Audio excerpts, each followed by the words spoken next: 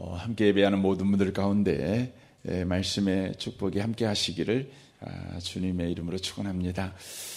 아볼로가 에베소에서 가르칠 때에 에베소 성도들에게 요한의 세례만 가르쳤다고 하는 것입니다. 요한의 세례만 가르쳤다는 의미는 바로 요한이 예수님이 오실 길을 예비한 것 같이 예수님이 우리 가운데 오시는 것을 준비하는 삶만 살았다는 것을 의미하는 것입니다. 회개라고 하는 것은 우리의 잘못을 고치는 것, 이것을 회개라고 보통 이야기하죠. 그 의미를 쫓아서 보면 자신의 잘못을 회개하고 다시는 그렇게 살지 않겠다. 바로 이것을 중요한 구원의 도로 믿고 바로 살았다고 하는 것입니다. 이제 그곳에 바울이 오게 되었습니다. 와서 그들에게 질문을 하는 것입니다. 2절에 보면 너희가 믿을 때에 성령을 받았느냐 이렇게 질문을 합니다. 너희가 믿을 때에 성령을 받았느냐라고 말합니다. 그때 그들이 말합니다. 우리는 성령이 계심도 듣지 못하였노라 라고 말을 합니다. 바울이 이릅니다. 그러면 너희가 무슨 세례를 받았느냐 물어봅니다. 요한의 세례다라고 대답을 합니다. 그들은 여전하게 자신들의 착한 행실을 통해서 구원을 받을 수 있다. 바로 이런 신앙 속에 있었다고 하는 것입니다. 그러나 바울은 에베소 교회 사람들에게 와서 그렇게 말하지 않고 성령 세례를 바로 가르치고 있는 것이죠. 그래서 2절에 보면 너희가 믿을 때에 성령을 받았느냐 이렇게 질문을 하고 있습니다. 이 질문을 제가 수요일 날 새벽에 잠깐 말씀을 드렸죠. 너희가 믿을 때 성령을 받았느냐 이 문장을 보면 믿으면 성령 받는다 이렇게 오해할 수 있습니다. 하지만 바울의 의도는 믿는 것은 바로 성령을 받아야 가능한 것이다. 그러므로 너희에게 믿음이 있다면 성령이 들어와 너희들에게 바로 예수의 구원이 너희들의 구원이 되게 하신 것이다. 이렇게 지금 말하고 있는 내용이라고 하는 것입니다. 그러니까 믿으면 성령 받는 것이 아니라 성령이 뿡이 임하면 우리 가운데 믿음이 생긴다는 것이죠. 그래서 바울의 질문은 너희들에게 믿음이 있느냐 물어보는 것입니다. 그리고 그 믿음은 성령으로 말미암아 받는 것이다. 이렇게 이야기를 지금 하고 있다고 하는 것입니다. 이것은 저와 여러분에게 아주 중요한 바로 신분을 확인하는 것입니다. 우리의 지위와 신분을 다시 한번 우리로 하여금 확인하게 만드는 것이죠. 많은 그리스도인들이 내가 천국 갈 수 있을까? 나는 하나님의 백성일까? 나는 정말 구원받았을까? 이런 부분에 대해서 확신할 때도 있지만 때때로 흔들릴 때도 있는 현실을 우리가 살아가곤 합니다. 왜냐하면 우리의 믿음이 흔들릴 때가 많기 때문에 그렇습니다. 그러니까 우리의 믿음이 흔들리다 보니까 우리의 구원 문제가 바로 흔들리는 것이죠. 그러면 우리가 믿음이 흔들리는 이유가 어디에 있을까요? 바로 그것은 믿음이라는 것이 우리의 신앙 행위에서 바로 결과된다는 생각을 바로 우리가 갖고 있기 때문에 그렇습니다. 우리가 신앙생활을 열심히 하면 믿음이 생긴다. 그리고 믿음이 점점 커진다. 그렇게 생각합니다.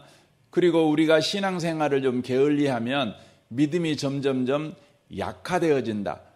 믿음이 사라진다. 이렇게 생각을 하는 것이죠. 그러므로 믿음이 있냐 없냐가 우리의 구원 문제를 결정하는 결정적인 거라고 생각하는 우리에게 있어서 우리의 믿음이 튼튼할 때야 구원도 틀림없어 라고 생각하지만 믿음이 점점 약화될 때는 우리의 구원 문제에서 자신이 생기지 않는 것입니다.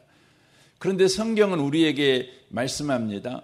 우리의 신앙 행위가 믿음을 만들어내는 것이 아니라 성령의 역사가 우리에게 믿음을 만들어낸다는 것입니다. 그래서 저와 여러분에게 믿음이 생겼다면, 지금은 믿음이 없어요. 하지만 여러분과 저에게 분명하게 믿음이 있었을 때가 있었어요.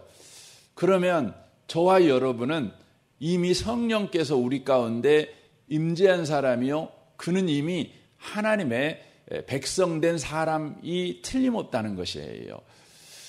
이 부분을 저와 여러분이 놓치시면 안 돼요. 그러니까 현재의 내가 생각하는 수준의 믿음을 갖고 있냐 없냐가 우리의 믿음을 좌우하는 것이 아니라는 것입니다. 저와 여러분이 초등학교 때든지 중학교 때든지 고등학교 때든지 참으로 20년 30년 전이든지 간에 여러분이 예수를 믿은 적이 있어요. 신실하게 믿은 적이 있어요. 진짜 예수가 믿어졌어요. 지금은 가물가물하지만 믿어졌어요. 그러면요, 여러분은 하나님의 백성이라는 거예요.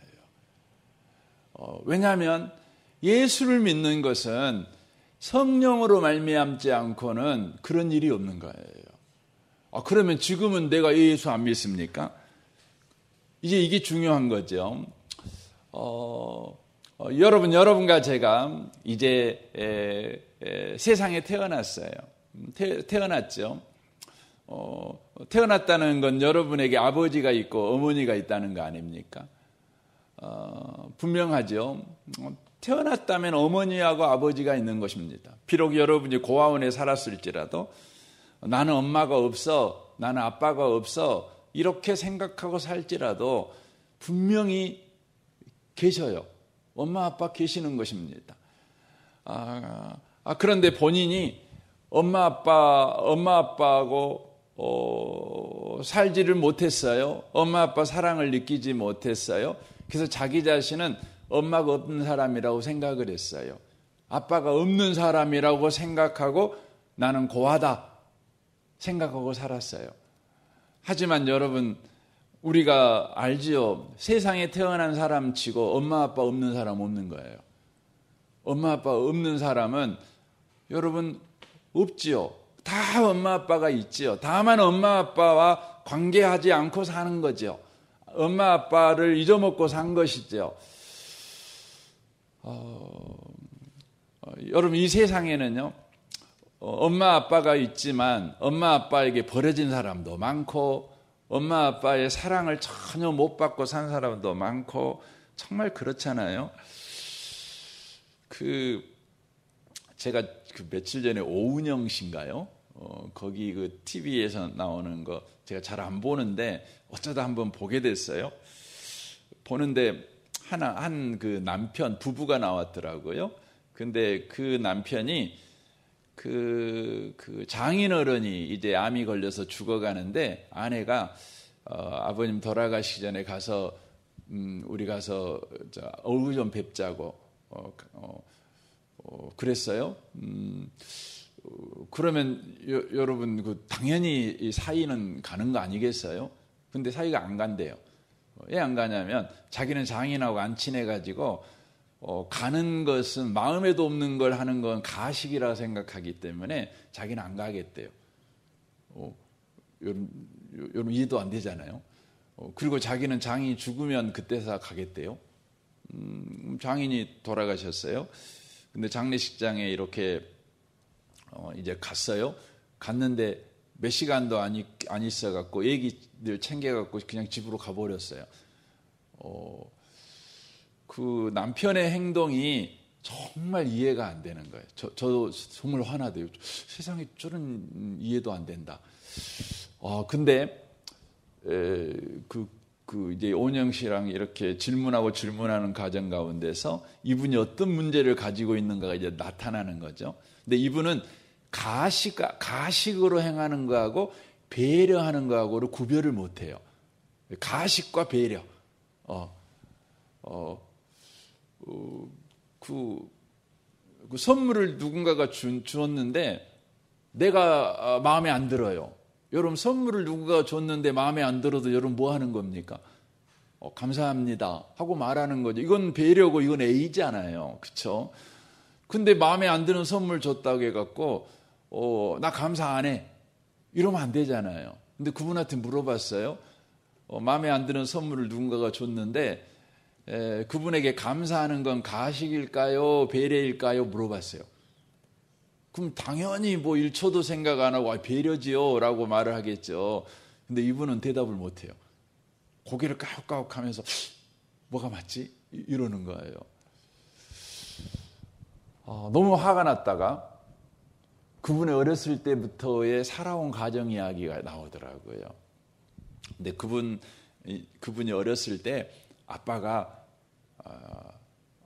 집 나가 버렸어요. 근데 어린 아이한테는 어떤 충격이었냐면 아빠가 나를 버렸다고 생각을 했어요. 근데 초등학교 됐을 때 또 엄마가 돈 벌겠다고 일본으로 자기를 버리고 가버렸어요. 그러니까 엄마 아빠에게 다 버림받은 거죠. 그래가지고 나중에 엄마랑 다시 같이 살게 됐는데 그 아빠가 다른 그 형이 있었는데 그 형이 너무 가혹했대요. 예. 그러니까 평생 사랑을 받아본 적이 없어요. 예. 평생 배려를 받아본 적이 없어요. 예. 또 그 이야기 들으니까 너무 짠한 거예요. 예. 여러분, 세상에 태어난 사람들은 다 엄마 아빠가 있는 거예요.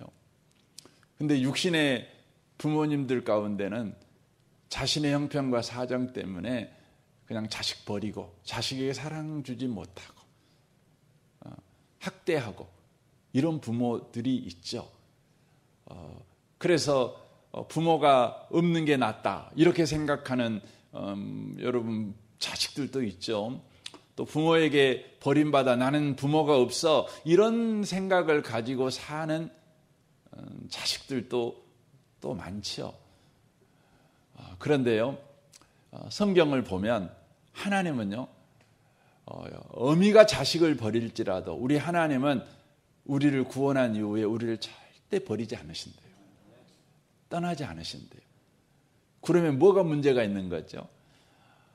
세상에는 문제가 있는 부모가 참 많죠. 문제 있는 자식도 많지만 문제 있는 부모도 많아요. 그런데 하나님과 우리 관계에서는 하나님은 절대 문제가 없어요. 하나님은 우리를 떠나지 않고 버리지 않고 우리와 함께 하시죠. 언제나 문제는 자식에게 문제가 있어요. 그래서 이 성경을 여러분 구약 성경을 특별히 읽어보시면 하나님께서 택한 이스라엘 민족을 향해서 계속해서 말씀하셔요. 뭐라고 말씀하냐면, 야, 서도 자기 그 밥을 주는 주인을 안다. 근데 니들은 아버지를 몰라. 니들은 부모를 몰라. 다 잊어먹고 그렇게 살아. 그러는 겁니다. 여러분과 제가요, 뭐 어렸을 때 믿음이 생겼든지 30년 전에 믿음이 생겼든지 그리고 그 이후로는 없어요. 믿음이 없어요. 그때는 분명히 예수님이 나의 주님이라고 믿었고 하나님이 내 아버지라고 믿었어요. 근데 지금은 안 해요. 하나님 어디가 있어? 나한테 아버지가 어디가 있어? 뭐 이렇게 하고 지금도 살고 있어요. 여러분, 그것은요, 자식이 아버지 버린 거지 아버지가 자식 버린 건 아니에요. 여러분, 아버지가 자식을 안 버리는 이상 여러분, 자식은 자식인 거예요.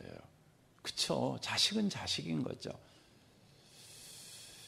우리의 구원의 확실함은요, 우리가 현재 하나님을 믿냐 안 믿냐에 있는 것이 아니라 여러분과 제가 성령으로 말미암아서 나도 모르는 순간에 내가 하나님이 믿어진 때가 있었냐는 거예요.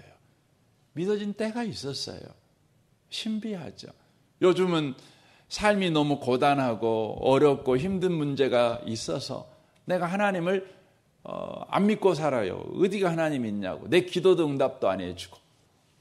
요즘 내가 당하고 있는 이런 문제들을 보니까 하나님이 없는 것 같아요.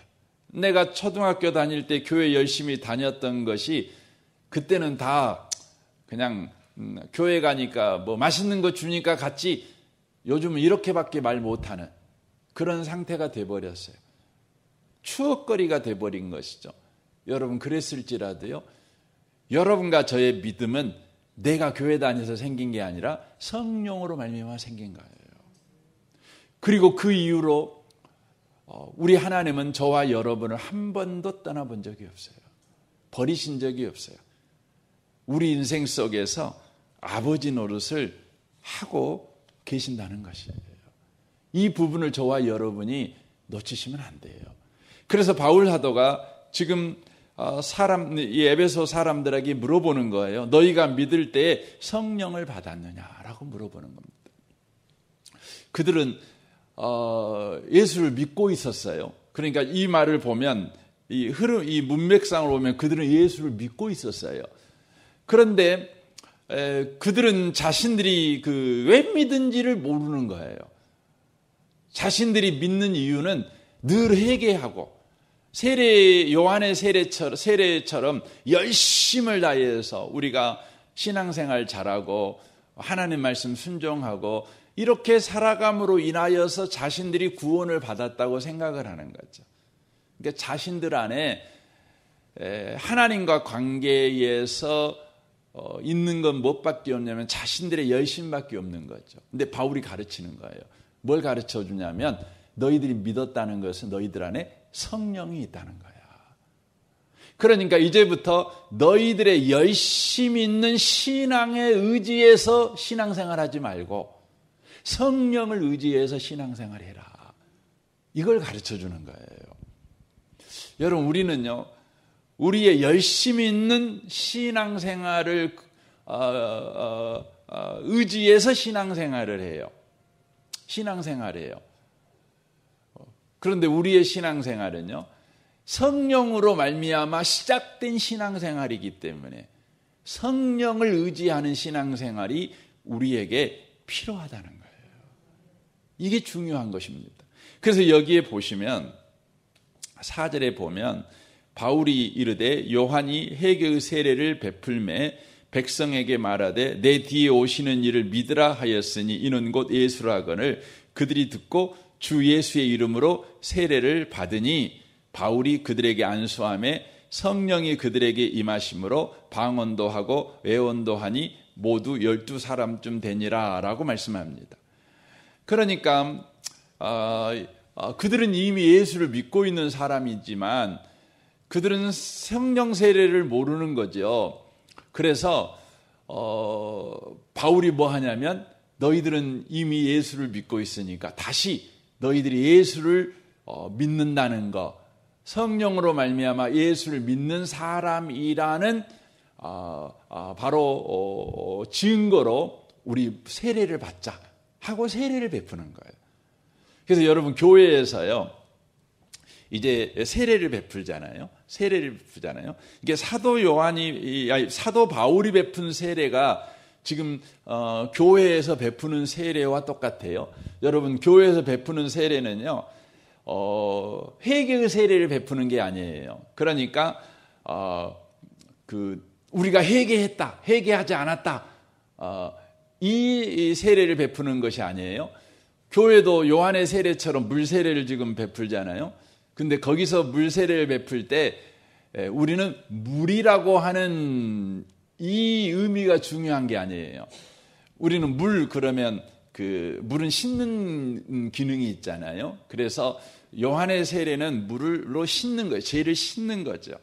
근데 우리 교회에서 하는 세례에서 중요한 건 뭐냐면 여러분 교회에서 주는 세례는 어떻게 세례를 베풀죠? 성부와 성자와 성령의 이름으로.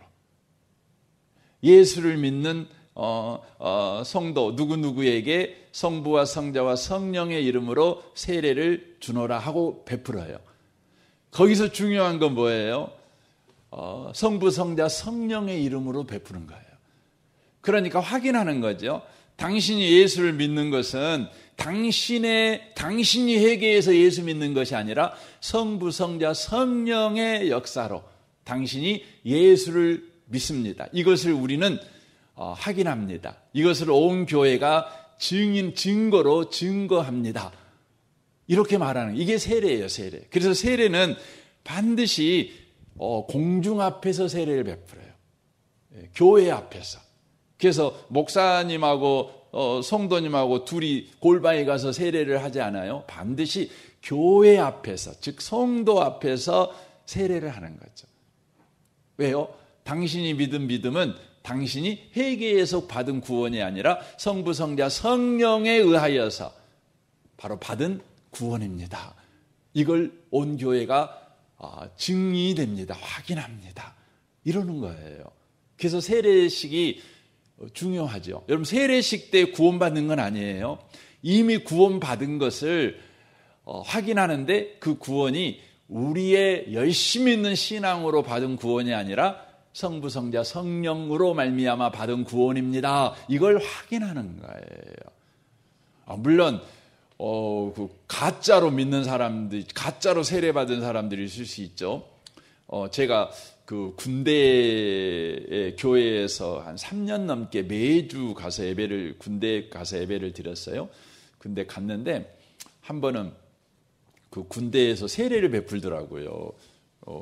세례를 베푸는데 저는 예배만 인도하러 갔기 때문에 이제 세례는 베풀지 않았고, 이제 거기 군대 군인 목사님 계시잖아요. 이제 군목이라 그러죠. 근데 그분이 세례를 베푸시는데 어떻게 하냐면 예배 오는데 무조건 다 나오라고 그러더라고.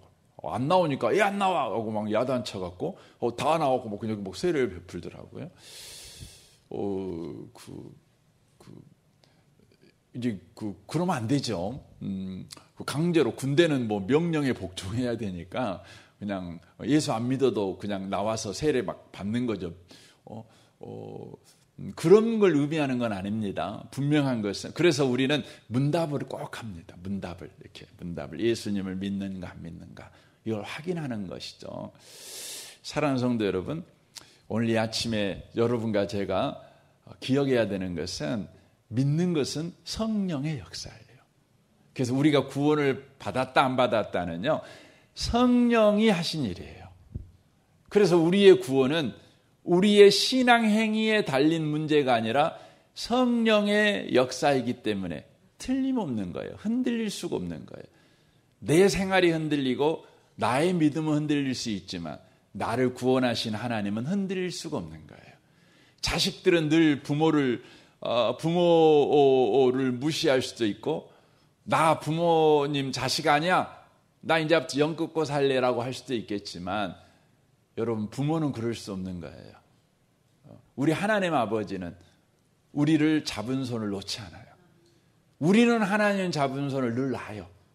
막 기분 따라 그냥 놓기도 하고, 어느 때는 기분 좋으면 하나님의 손을 그냥 꽉, 하나님의 손을 아프게 그냥 꽉 좀 그만 좀 잡아라 좀. 그렇게 할 만큼 꽉 잡으신 분도 계시잖아요.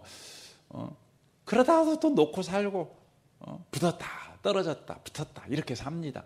근데 우리를 잡은 하나님의 손은 절대 놓지 않습니다. 이 아침에 오신 복 있는 성도 여러분, 이 하나님의 손이 우리를 붙드시고 있다는 사실을 기억하고, 오늘도요 이 은혜를 힘입어 소망 중에 하루를 살아내시는 모든 분들 되시기를 주님의 이름으로 축원합니다. 아멘. 우리 같이 기도하겠습니다.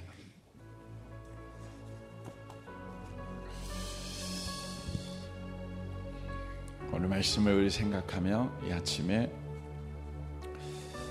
기도했으면 좋겠습니다. 주님, 오늘 또 우리의 구원이 주님이 붙잡은 손으로 이루어진 구원임을 기억하고, 나를 붙잡는 주님의 손은 절대 놓지 않는다고 주님이 약속하셨고, 주님은 그렇게 하고 계십니다. 주님이 붙잡은 손을 어느 누가 놓게 만들 수 있겠습니까? 주님, 이 신비한 인생을 우리가 살고 있으니 오늘도 이 믿음을 가지고 살아가게 하여 주옵소서. 가정과 직장을 위해 기도하시고 여러분 성도들을 위해 기도해 주십시오. 우리 기한마을과 정식마을 장로님과 순양 선원을 위해서 또한 기도해 주십시오. 이번 주에 있을 우리 농촌 사역을 위해서 기도해 주시고, 이제 여름 우리 캠프, 우리 다음 세대의 여름 캠프를 위해서 또한 기도해 주십시오. 이 나라, 이 민족을 위해서 기도해 주십시오. 이렇게 지금 전 세계가 뜨거운 날씨로 인하여서 고통받고 있습니다. 에어컨이 없는 집들은 참 이 여름 나기가 쉽지 않을 것입니다. 우리나라에도 그런 분도 많고 전 세계에 그런 분이 너무너무 많습니다. 기상이변으로 인하여서 홍수 나서 죽고 가뭄 들어 죽고 세계 도처에서 이런 일이 일어나고 있습니다. 주님이 오실 날이 불어냈다는 것이죠. 우리에게 주께 돌아올 기회를 주는 것이죠. 하나님이 역사의 주관자이심을 다시 한번 기억하라는 것이죠. 이 마지막 세대의 추수 때입니다. 주여, 이 기상이변을 일어나는 이때에 주님, 예수 믿는 사람들 곳곳에서 더 일어나게 하여 주옵소서. 그냥 죽지 않게 하옵소서. 예수 믿게 하여 주옵소서. 여러분, 이를 위해서 이 아침에 특별히 기도하시면 좋겠습니다. 우리 좋으신 주님께 통성으로 구하겠습니다. 기도하겠습니다.